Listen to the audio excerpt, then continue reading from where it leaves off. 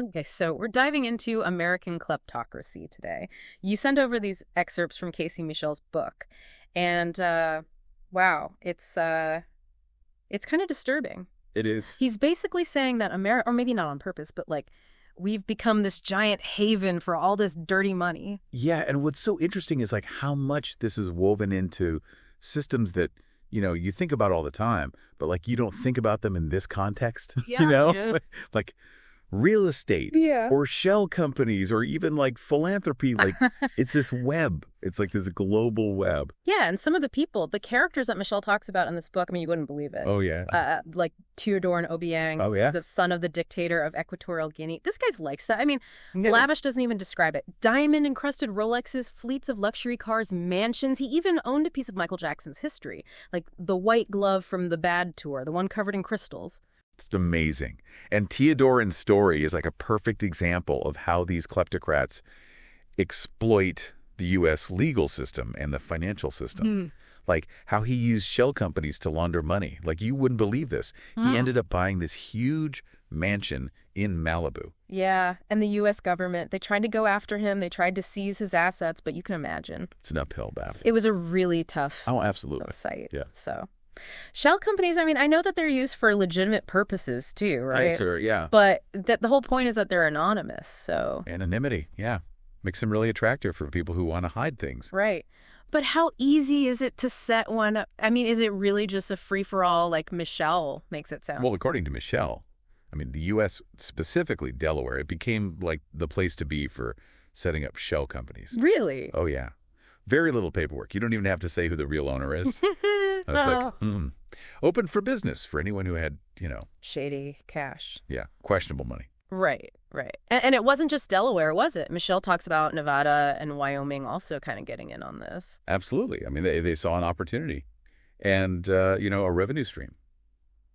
And then all of a sudden it's like competition, this race to the bottom between the states to attract, this shady money. And then if the states are willing to look the other way, then you can bet there are going to be plenty of individuals who are also happy to... Work these guys out. Oh, yeah. To help these kleptocrats kind of like integrate into the American system. Right. So that brings us to the enablers, as Michelle calls them. Yeah.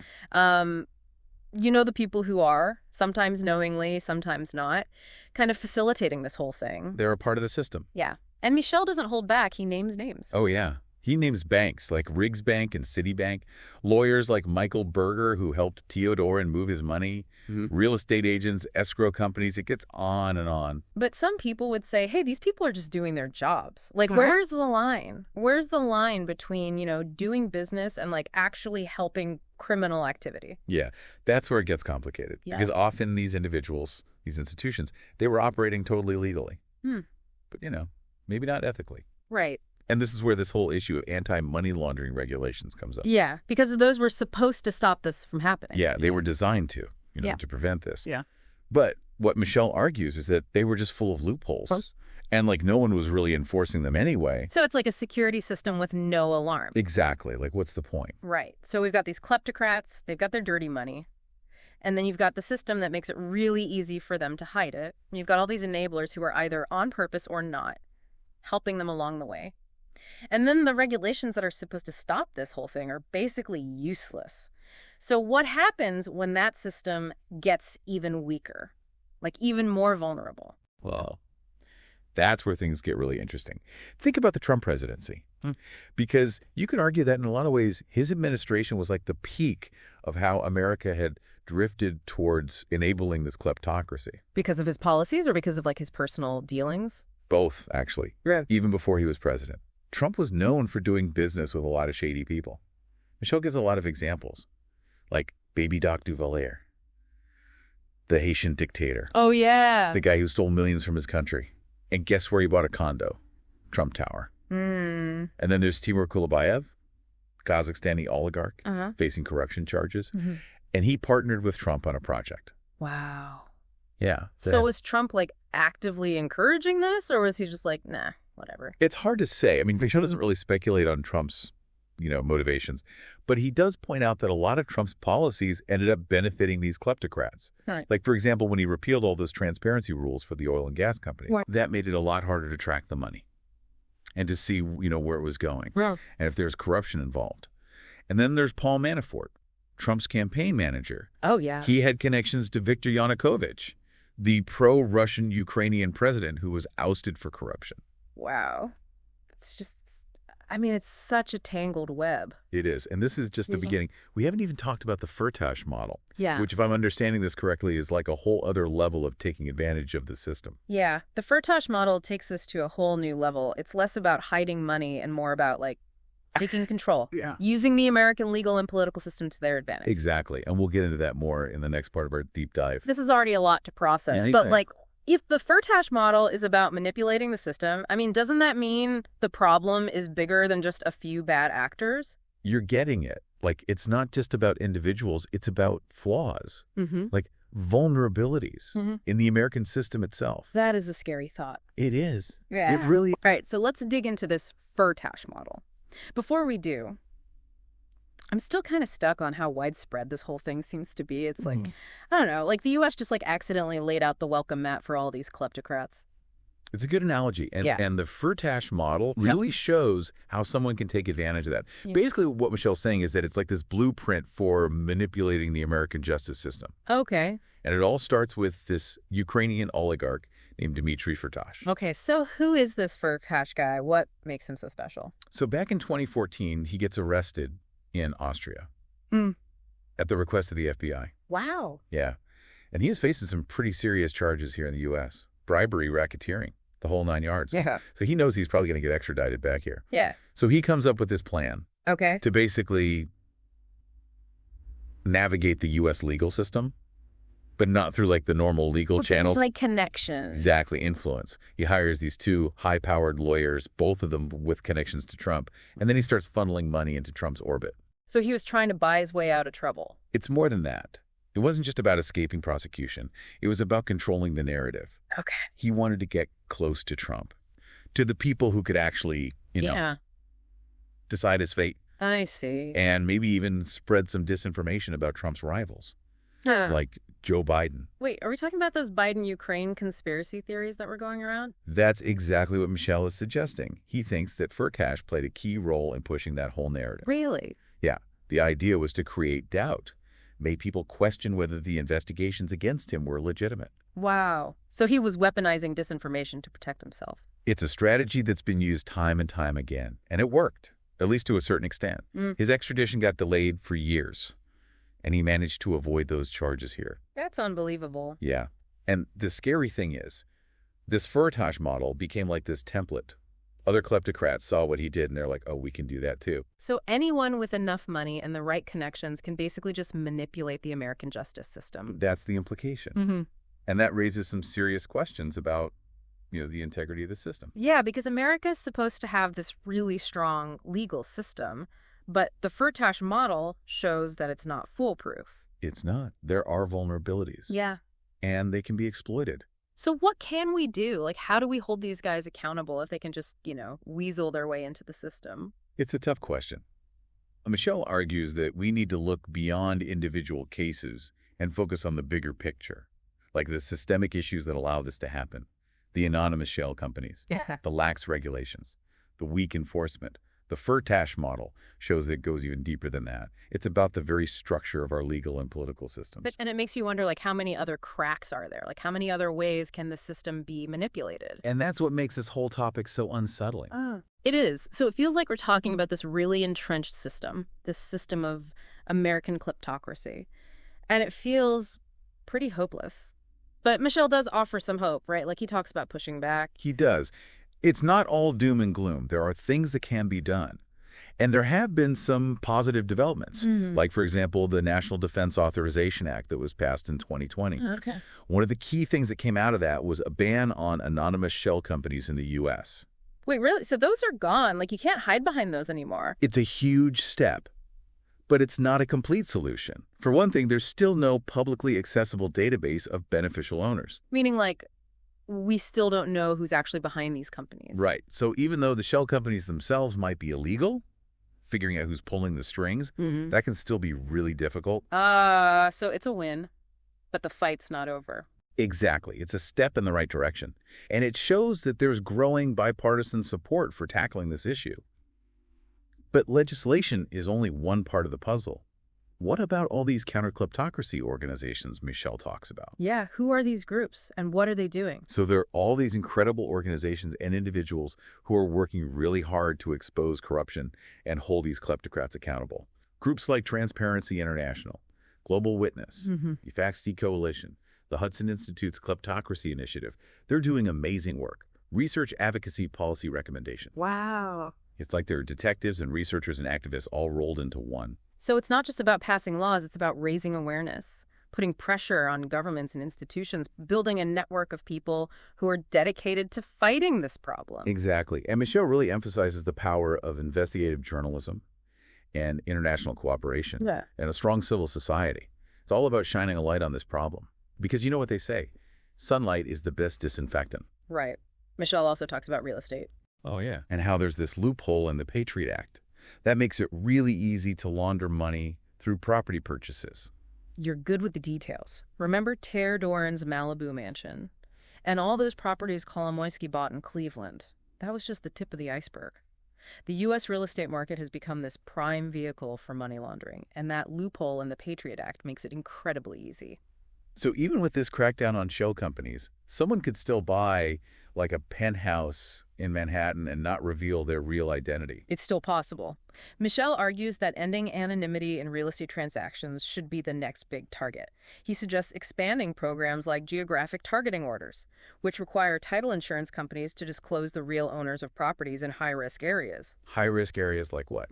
Think about places known for luxury real estate and big cash transactions, like Manhattan or Miami or Los Angeles. Makes sense. By making these markets more transparent, it becomes a lot harder for kleptocrats to hide their money in, fancy condos and beachfront mansions. Okay, so some progress with shell companies, some momentum building to tackle real estate. What other areas does Michel think need attention? He points to hedge funds and private equity firms. Oh, yeah. They've become increasingly popular as vehicles for money laundering.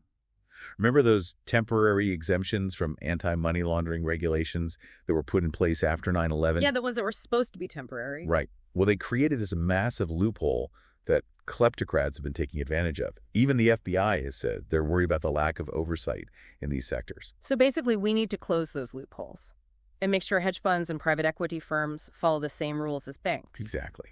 It's about closing all these doors that kleptocrats have been using. Another area Michel highlights is perpetual trusts. Perpetual trusts. So imagine a trust fund that can last forever. Mm. And it's super secretive. They're often set up in states like South Dakota, which have very loose regulations. So it basically becomes this black box where money can just disappear. Mm. Wow. So there's all these different ways to hide money if you know where to look. It's a complex system. And Michel's book really opens your eyes to how easily it can be manipulated. So we've got shell companies, Right. real estate, hedge funds, perpetual trusts. It's like this whole web of secrecy designed to protect the wealthy and powerful. Right. But it's not all bad news, right? Like you mentioned some positive developments, some individuals and organizations that are fighting back. Yeah, there are people out there making a difference. Are there any success stories where investigators or journalists or activists have actually managed to track down these kleptocrats and expose their schemes? Oh, yeah, absolutely. Michel shares some great examples in the book. Remember Teodoro Obiang with his extravagant lifestyle and his love of Michael Jackson memorabilia? Oh, yeah. Well, thanks to the hard work of some dedicated people, U.S. authorities were actually able to seize some of his assets. Wow. Including his Malibu mansion, a Ferrari, and even that famous white glove. No way. Yeah. So it's not impossible. These wins might seem small when you consider the scale of the problem. Right. But they show that it can be done. Yeah. There are people out there fighting back, and they're making a difference.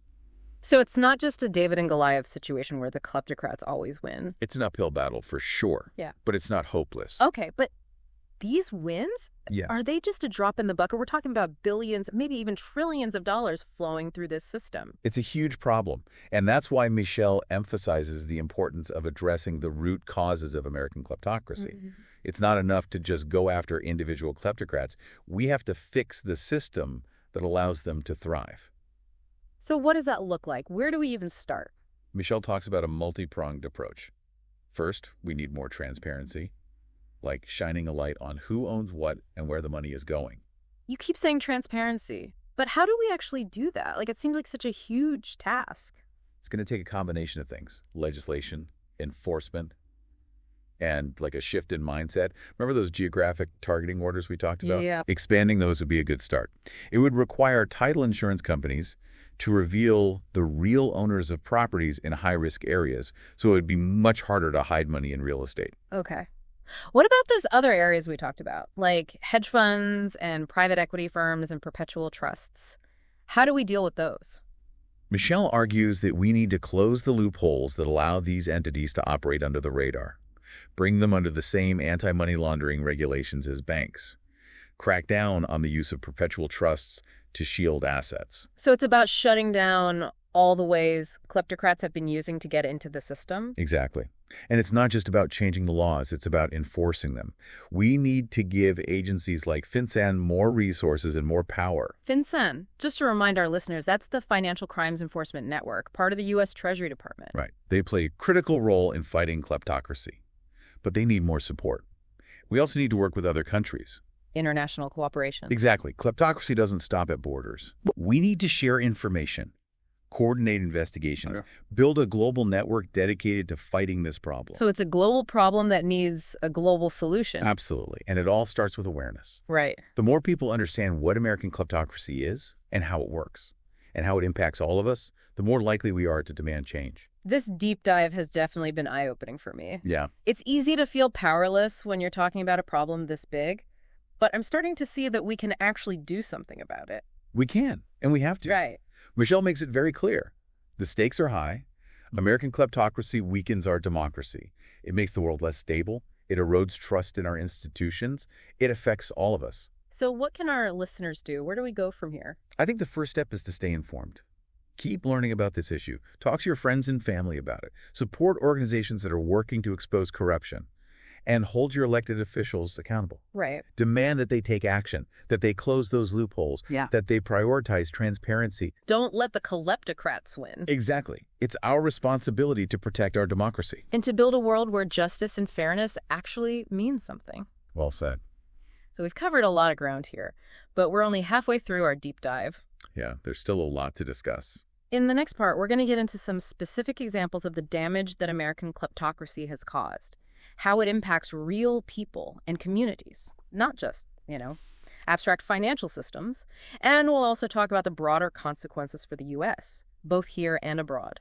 It's a complex issue with far-reaching implications. It is, and it's not just about money, it's about power and influence and what kind of country we want to be. Those are the big questions. Okay, welcome back to our deep dive into American kleptocracy. You've been through a lot. Shell companies, real estate, the Furtash model. We even talked about a fish physician. I know, right?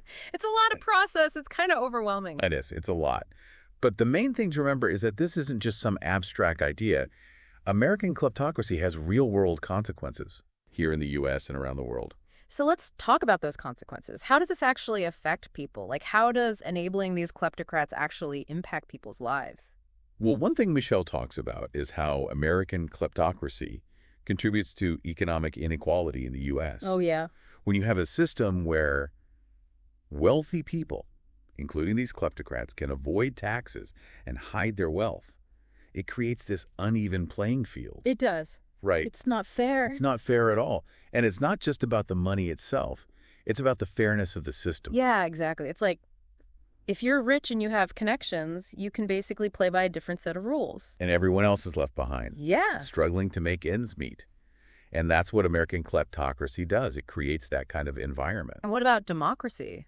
Like the rule of law. We talked about that with the Furtash model. Right. That's another huge consequence. When kleptocrats can use their money to influence elections, or to buy off politicians, or to just avoid justice altogether, Right. it undermines the whole idea of a democratic society. It does. It's like the system is rigged. Yeah.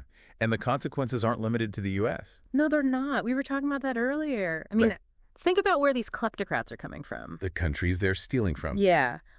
When corrupt officials can steal billions from their own people and then stash it here in the U.S. It has a devastating impact. It does. It creates poverty. It creates instability. It creates conflict. I mean, It's like we're exporting corruption. and it also undermines America's credibility, right? Totally. Like, how can we lecture other countries about democracy and human rights when we're doing this? Right. So we're talking about economic inequality, a weakened democracy, global instability. I mean, it's a pretty bleak picture. It is. But it's important to remember that Michel does offer some solutions.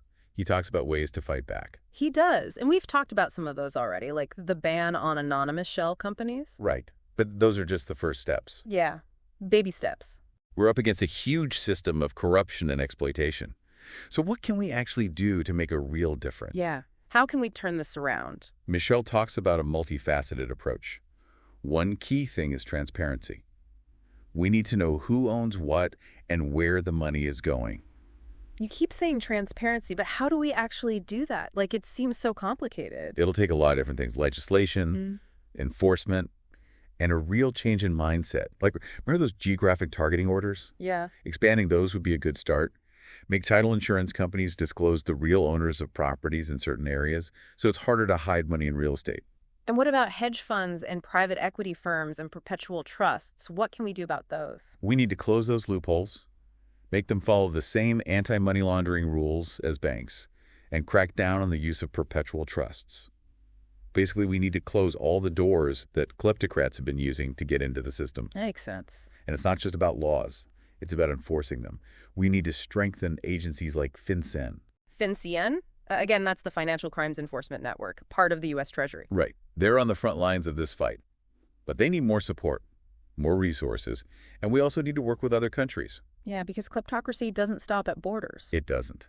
So we need international cooperation, information sharing, joint investigations. It sounds like a global problem that needs a global response. It does. And all of this starts with awareness. The more people know about American kleptocracy, the more they understand how it works, how it impacts all of us, the more likely we are to demand change. This deep dive has definitely been eye-opening for me. Yeah. It's a complex issue, but it's so important to understand it. It is. It's easy to feel powerless when you're talking about a problem this big, but I'm starting to feel like maybe we can do something about it. We can. And we have to. Michel makes it very clear that the stakes are high. Yeah. American kleptocracy weakens our democracy and makes the world less stable. It erodes trust. It affects us all. So what can our listeners do? Where do we go from here? I think the first step is to stay informed. Keep learning about this. Talk to people about it. Support organizations that are working to expose corruption. And most importantly, hold your elected officials accountable. Demand that they take action. Demand transparency. Don't let the kleptocrats win. Exactly. We have a responsibility to protect our democracy. And to build a world where justice and fairness actually matter. That's it. That's what we need to fight for. Well, we've covered a lot of ground in this deep dive. We have. Thank you for joining us on this journey. It's been great. We hope you learned something and that you're inspired to take action. That's what we hope for. Keep learning, keep questioning, and keep fighting for a better world. Until next time.